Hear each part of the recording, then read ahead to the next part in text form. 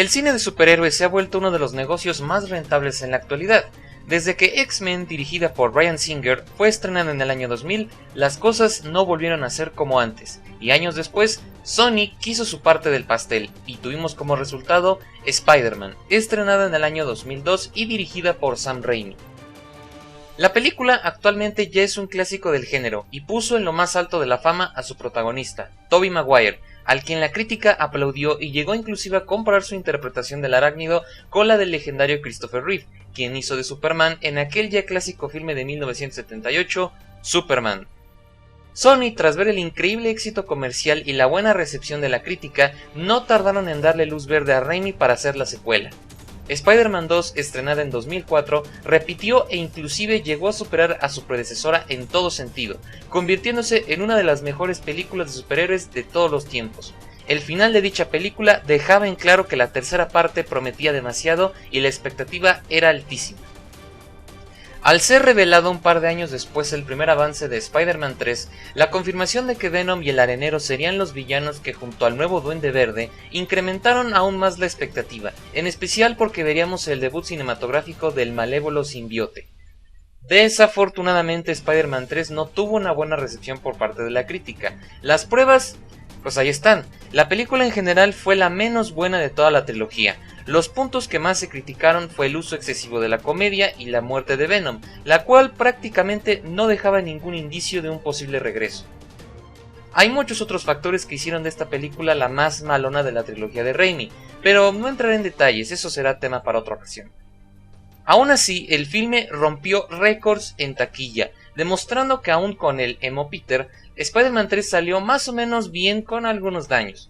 Sony y su obsesión por seguir explotando esa gallina de los huevos de oro dio luz verde para la siguiente película, Spider-Man 4.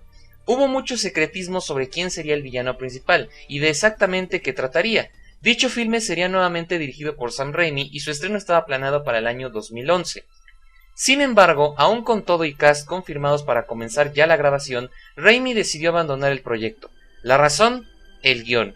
Raimi no estaba satisfecho con el guión, e inclusive llegó a corregirlo y modificarlo hasta 4 veces, sin éxito alguno. Al final, Sony decidió cancelar Spider-Man 4 tras la salida de Raimi y anunció que se reiniciaría la franquicia, la cual, bueno, como resultado tuvimos esto.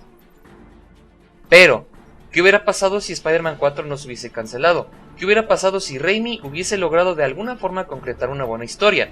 Usando nuestra imaginación y basándonos en información principalmente de internet, trataremos de deducir cómo habría sido la cuarta entrega de la versión de Spider-Man de Sam Raimi.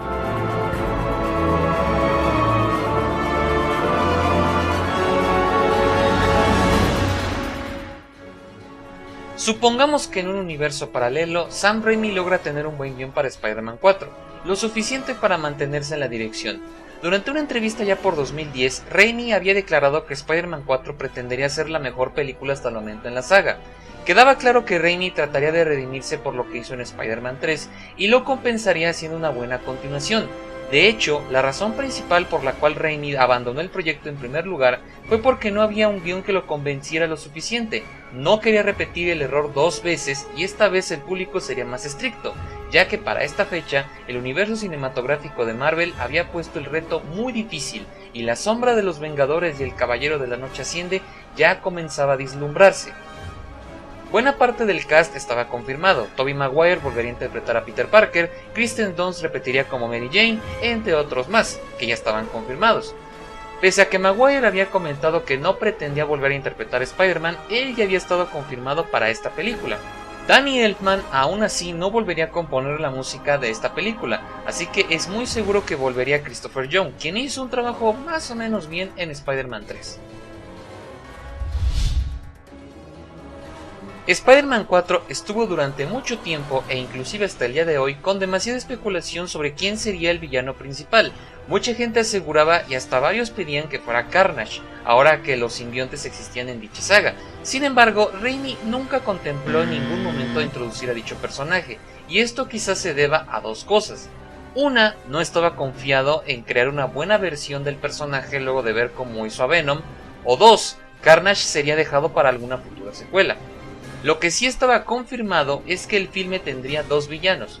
Raimi mostró interés en finalmente retratar la transformación del Dr. Cort Connors, en ese tiempo interpretado por Dylan Baker, en el Lagarto, así que de haberse concretado un guión decente, el Lagarto habría sido uno de los villanos de esta película.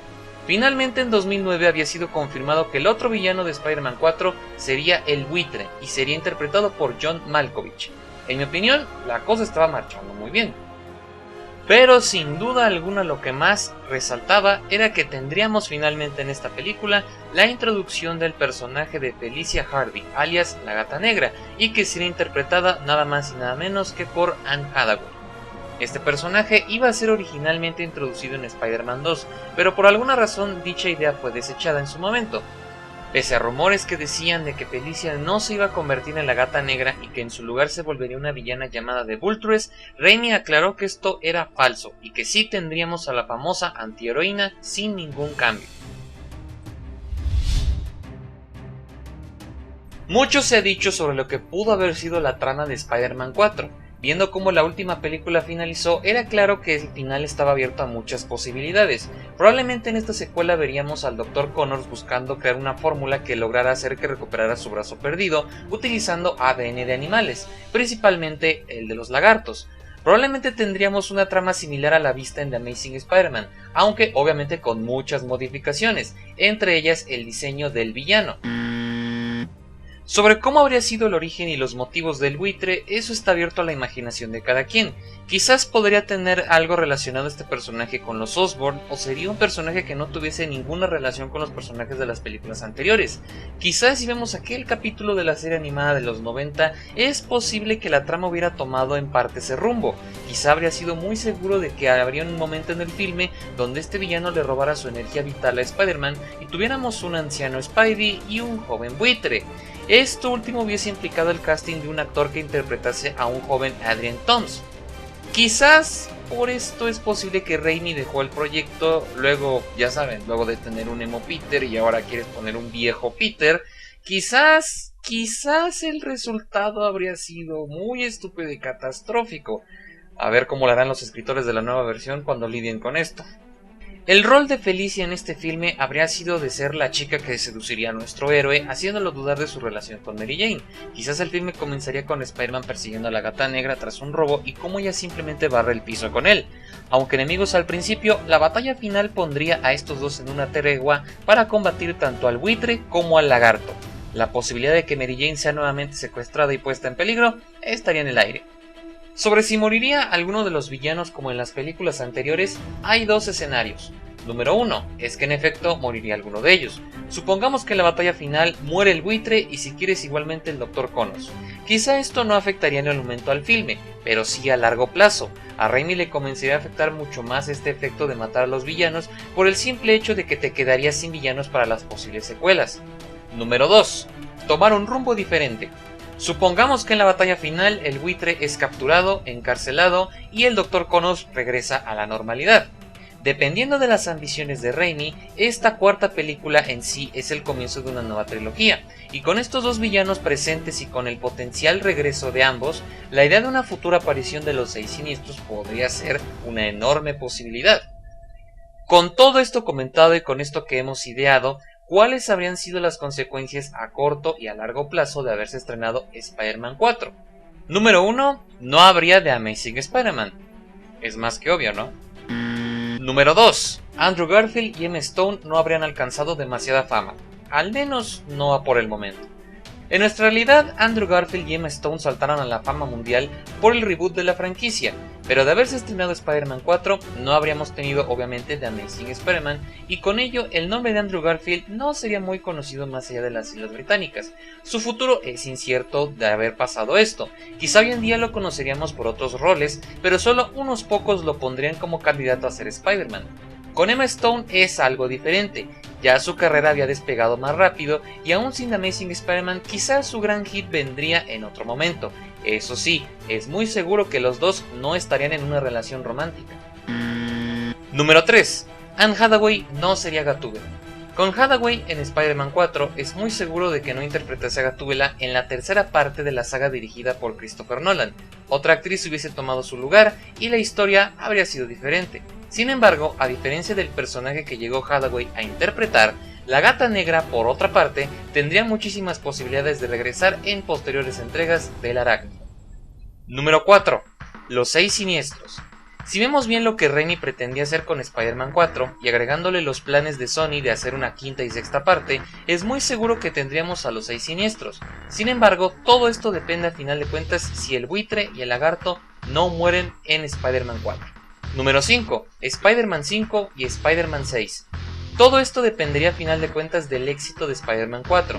Si la película cumple con el objetivo de Sam Raimi de enmendar su error por todo lo que hizo en Spider-Man 3 y deja bien plantadas las semillas para una continuación, es seguro que Spider-Man 5 estaría más que planeado.